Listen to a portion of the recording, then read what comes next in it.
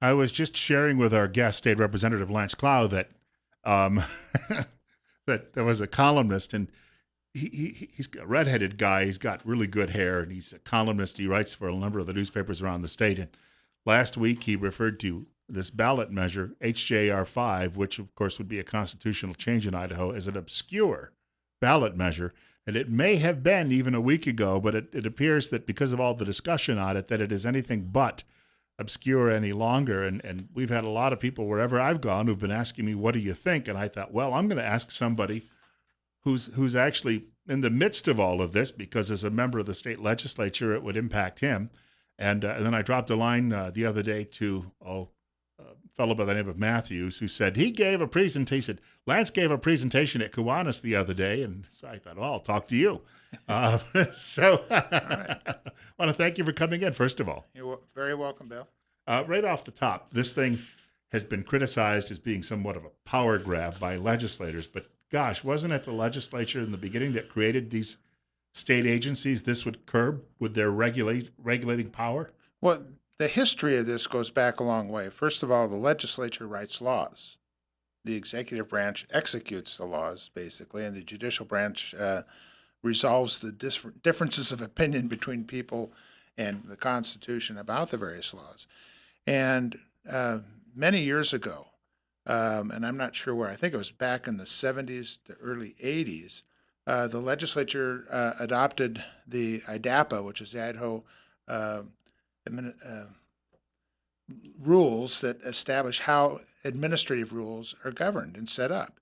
And in that process, the state agencies would be delegated the authority from the legislature to write rules. Keep that in mind. The legislature gives the executive branch the authority to write rules. It isn't automatically in the executive branch. In fact, the famous case of Meade versus Arnell, the prevailing opinion basically makes those kind of statements, and that's why they came down that law that was written and upheld in the Meade versus Arnell case said the legislature has the right to review the rules.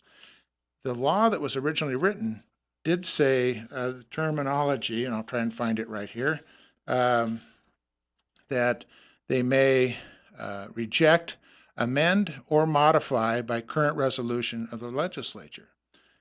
In 2014, the legislature presented this same constitutional amendment to the citizens, and it was defeated. But before they did that, they passed House Bill 540, removing the language modify or amend. Now, the constitutional amendment has a phrase, and the governor is focused on this one, and I appreciate his opinion that it says that the legislature may reject or in whole or in part. And it's that in part. So people are thinking, well, you could remove the word shall as reject that word. But the way the rules are set up in Idaho, they are all in parts, meaning you have a section and you have a part of a section. They're all numbered. And the policy of the legislature and the practice has always been you reject either the entire rule or a section, and you have to identify what section. We cannot go in under current law and change a word, and that is not the intention. So the word part was intended when they wrote that constitutional amendment to talk about parts, meaning the parts of code, not the parts of a sentence. And so that's one of the challenges we have is to try and make sure people understand. Since the legislature writes the laws, and every one of our laws can be vetoed by the governor, that's part of the checks and balances. And I think that's great. If the governor vetoes a bill, then it has to come back and get a affirmative vote by the legislature, and I want to say 3/4 of each house has to vote to override a veto. But what if a rule is written enforcing a legislative law that delegated that authority to that agency, and the legislature looks at that rule and says, "Oh, this is wrong." What's the checks and balances if we don't have legislative review. And we have that power now because of the decision by the Supreme Court that affirmed that our IDAPA rules are legal and constitutional. We have that authority now. What we But it was a 3-2 decision by the Supreme Court, and even the Attorney General's comments was as well. What if another Supreme Court comes along and they see it differently? Well, that's what the legislature is trying to say. We're trying to say, people, do you really want to take that checks and balances away from the legislature and leave rulemaking uh, only to the executive branch without any checks?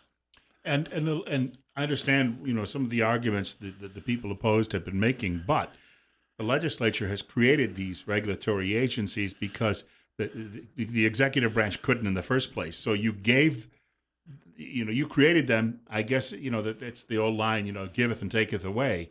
But the other part of this is when they make a regulation, there's no review on that, obviously, and nobody elected these people. Right. Yeah, that's true. And a regulation is not a law, but it has the full force and effect of law. Mm-hmm. Almost all the fines that people run into and all the issues that they get tangled up in, a lot of times they'll look at the law and they'll say, well, I should be fine under this. But then if you read the rules that might take 10 pages to explain 2 sentences of a law, they find out they get tangled up somehow. And that's why the legislature likes to look at the rules to say, does this meet the intent of what we passed in this law? We don't have a lot of time, but I'm going to try to squeeze in a couple of telephone callers who may have some questions on it. Avoid statements, please. I was going to say the statements, we're looking for questions. We're trying to give people some information from the people who are involved with this. You're up next. You're on the air on KLIX. Go ahead. Good morning. As a state employee under the executive branch and working with an organization that is responsible for compliance, I think this is actually a really important move. So often guidance manuals, rules come out, and they have these financial impacts on businesses, on the public, and frankly, it's almost too much power. But then what happens is the legislature comes back and hears about these things, and then when the legislature comes up in the wet fall, or these questions come out, and it actually is a negative on us in the sense that the legislature, they're asking, well, why are you doing this? Why are you doing this? And it's a difficult position to be in when you're in that position, because essentially you're responsible for enforcing these regulations. We're going to cut you off there because I want to see if you have a response, Representative. Well, I'm sure it sounds like a negative because it's negative to that agency that they think they did their best job of Right. Promulgating the rules, and the legislature disagrees with them. But keep in mind that the first 2 to 3 weeks of the legislature, what we do is review rules. Right. And I have seen so few rules rejected by the legislature. It's a very small percentage where the legislature comes across and says, we don't think this fully met the intention of what the legislature want. And rejecting the rule doesn't mean that rules go away. It means it goes back to the former rule, unless they go deeper. Theoretically, they could go really deep. And if it's a new rule, the law is still in effect. And we can't amend it, as the caller kind of, I'm sure he understands that. And we can't go in there and change the words. We can say, I wish it said these words. And usually in our rejection, the agency hears what our concerns are, and then the next year they come back with the words similar to what we recommended. We have another caller with us. Caller, you're on the air with State Representative Lance Clow at 9:15 on News Radio 1310 KLIX. Go ahead. What's your question? Good morning, Lance. It was just a statement more. The first time I heard about this ballot measure, I was extremely opposed to it based on the grounds that I don't believe that my representatives need any more power than what they have. And then there was an article that came out explaining how much Governor Otter supported this measure, and that really sparked my interest. I'm not a supporter of Otter. I think he's a special interest governor and doesn't represent the people the way he should. So I got looking into this measure a little bit more and studied it a little more and understood that these self-appointed, or these appointed agencies and seats the governor appoints. This is, from my understanding, what this bill is supposed to be protecting the people from. So our legislators can go in, like you were saying, these non-elected officials making rules for us. You guys are there to protect us when we can't see that stuff, and you guys can. And we'll get back to the representative on that point. Yeah, I could see how you can come to that conclusion. I really like Governor Otter, and I think the issue that he pointed out was this in whole or in part. And he made in his statement the comment, what if they just remove a couple of words?